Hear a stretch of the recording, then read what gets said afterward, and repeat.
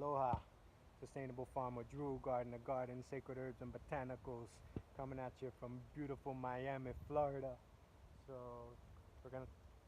I know it's been a while, but I came across this plant. Want to do a quick video for you. You might know it, or you might think you know it, and think this is a plant called Kava, which is becoming more widely dispersed globally in health food stores and Kava bars. But this is not Kava. This is its most widespread look-alike, Piper erythricum, known as false Kava, or Hoja Santa, Mexican pepper leaf. Kava, or Ava, or 𝐰𝐢𝐿𝐵 is Piper methysticum.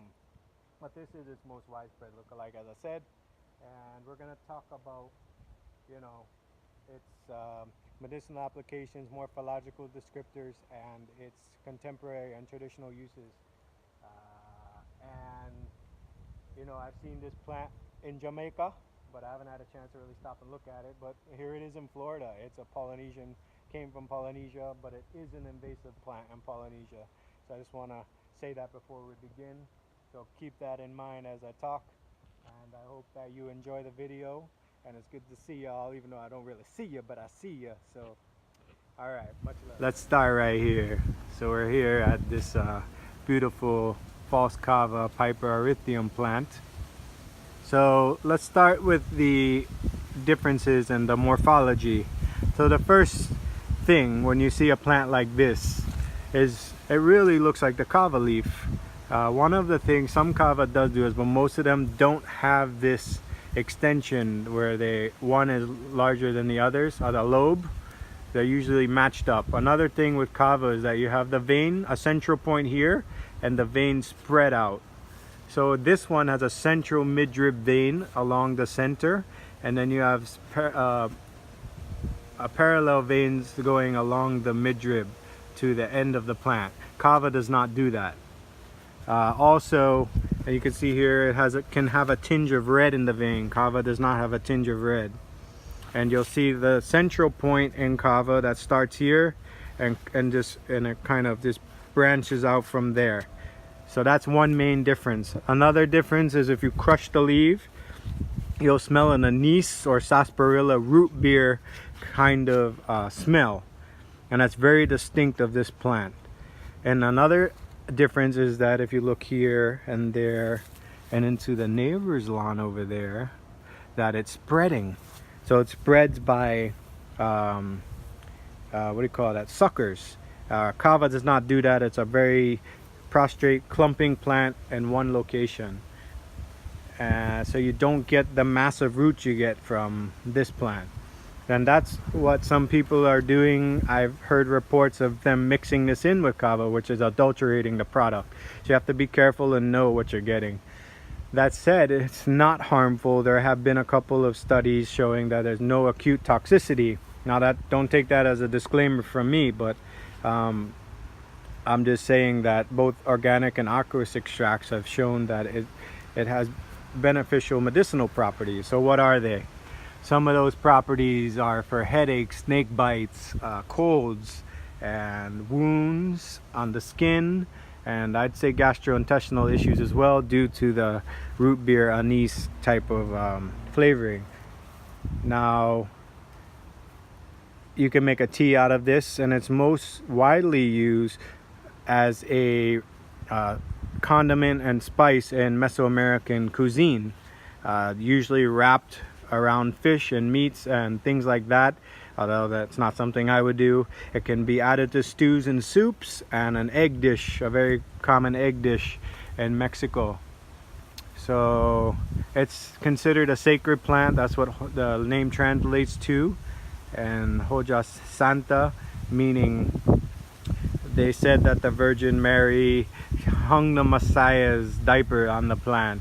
I don't know if that is a true story, but it is a folklore story around the plant. I forgot to say another main difference is if you look at the inflorescence of this plant, very long, very large. Like large as my big hand here.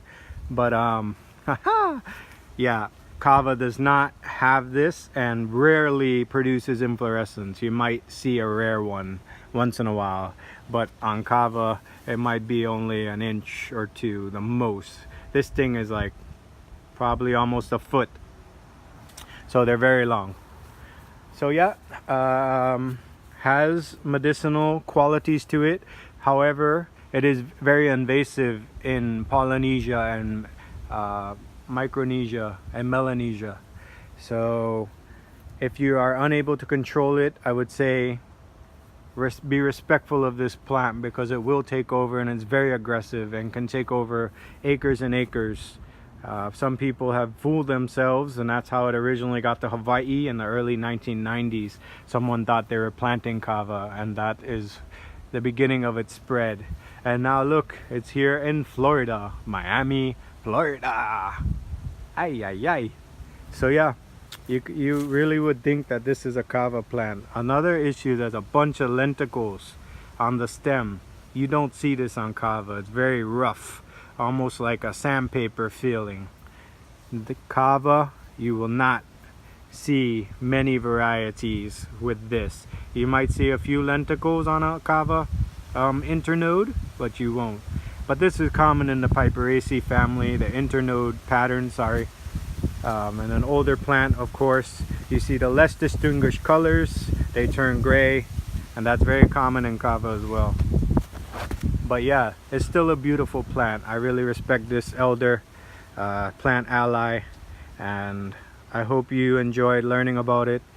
And yeah, feel free to make additional comments if you want to know more, or something I failed to mention in my quickest video ever maybe.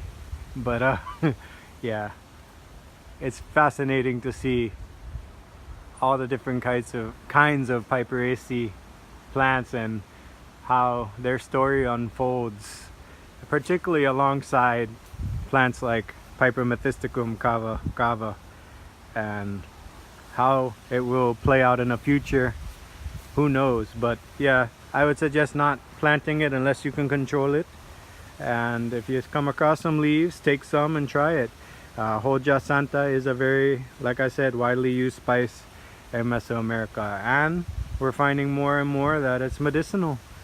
Has analytic and antipyretic effects, which are, you know, calming, relieve stress and anxiety, and good for fevers and things like that. So yeah, I'm gonna leave you with that. Much love, light, blessings, respect, and I hope you enjoyed.